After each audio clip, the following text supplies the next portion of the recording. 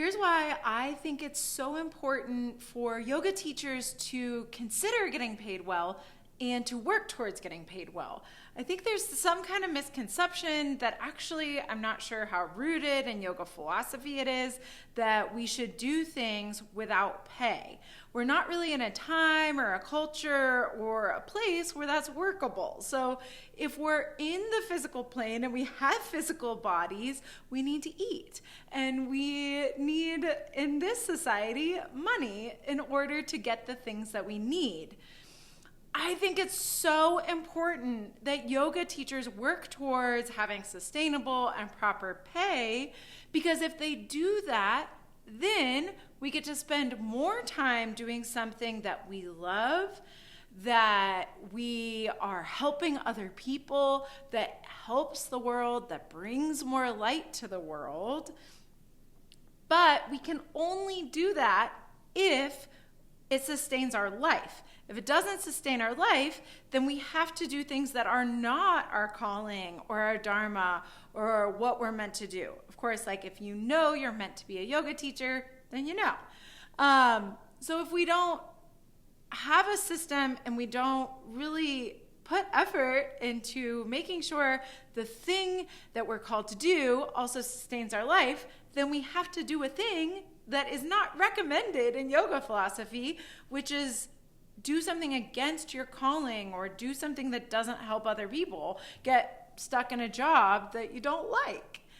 So I think that it's really important to incorporate, like, where are we? What do we need? What kind of society do we live in? Okay, let's make sure everything fits. Let's fit all the pieces together. Part of that is getting proper pay. And it's important for teachers who do it as a side thing to be mindful and thoughtful and supportive of the people who this is their full calling. So if this is your full calling to be a yoga teacher, then hopefully the people who do it part-time are supportive of you. What that looks like is everyone saying we need at least minimum wage when we show up. Historically, yoga teachers have accepted really low pay. And really, when you divide out travel time, which doesn't always count, but prep time, the amount of time that you're checking in with your students, really you're there, you're working. When you're asking a student, how are you? And they start to tell you something really deep about their life and their suffering, that's an important moment, but you can't be doing something else in that moment. So really, it's part of the job and part of the life-changing part of the job. So all that time, when you're prepping, when you're checking in with your students, and then also after. So it's usually about 2 or 3 hours. So if you work for $25 for a class, that's barely scratching minimum wage. And then when you think about this is skilled labor, think about what yoga teachers have the possibility of offering.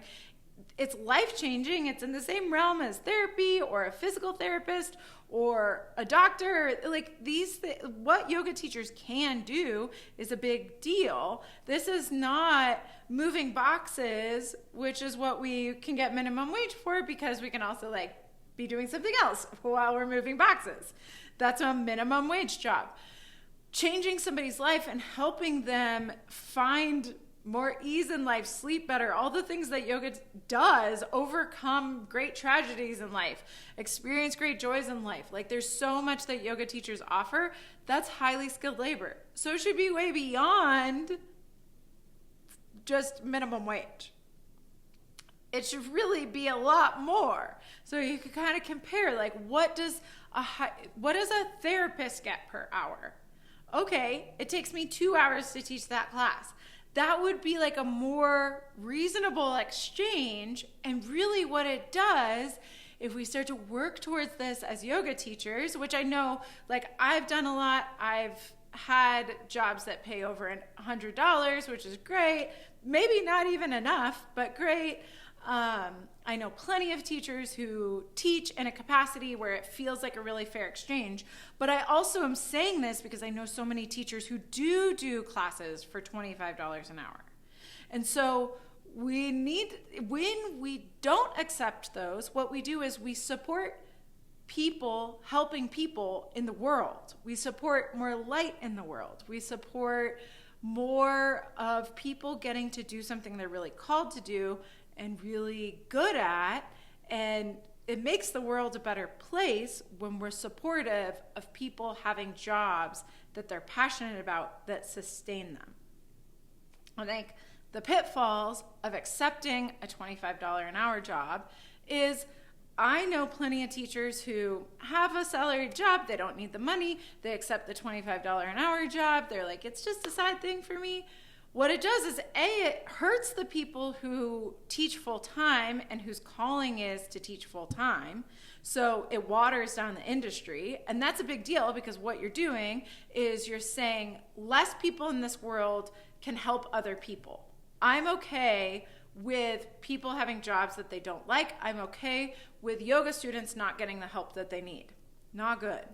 Waters down the industry, because now yoga studios or centers or whatever are going to have to continue hiring the people who will work for $25 an hour, as opposed to the people who are really invested in doing so much. So that's really bad, because it makes less yoga in the world, and it makes less high quality yoga in the world, and it hurts the people whose calling it is to teach yoga, and it hurts the students, because the students can't get access to great teachers. Not that you're not a great teacher, but my next point is, like, I know great teachers who work for $25 a class or $40 a class, which is still really low. If you're just calculating out minimum wage, that's still pretty low. I know amazing teachers who do that. But another big pitfall is, even the teachers that have, and you might relate to this, even the teachers who have other jobs and they don't need the money and they accept that $30 an hour class, often the tax situation is a little tricky, and you can end up in a, like, owing more than you made. But also, I know multiple teachers who quit because it's just not sustainable. It just doesn't make sense. When you have a properly paying salaried job and then you go to the studio twice a week because you love it, but it pays so little, there's like an energetic exchange that I find people are like, ugh, and they quit. And we don't want yoga teachers who love teaching yoga, even if it's just two classes a week, to quit. We don't want that. We want people who are passionate about sharing yoga and sharing goodness in the world to get to keep doing it. And we don't want them to quit because the tax situation doesn't make sense, or all the pitfalls of accepting a job that's not properly paying. And then, of course, the huge pitfall of it minimizes the possibility of people teaching full-time when the industry has such low rates. People don't even consider teaching full-time because it doesn't seem like the industry is set up for full-time teachers, which it can be. What we offer as yoga teachers is useful, it's profound, it changes lives, it is a big deal, and it is needed. Students really, really want it. People pay for things like this. They find ways to pay for therapy. They find ways to pay for physical therapy. People can pay for this. And what we do is highly skilled, and it's worth paying for, because we live in a world where that's the exchange, is pay. And that's okay. That's where we're at.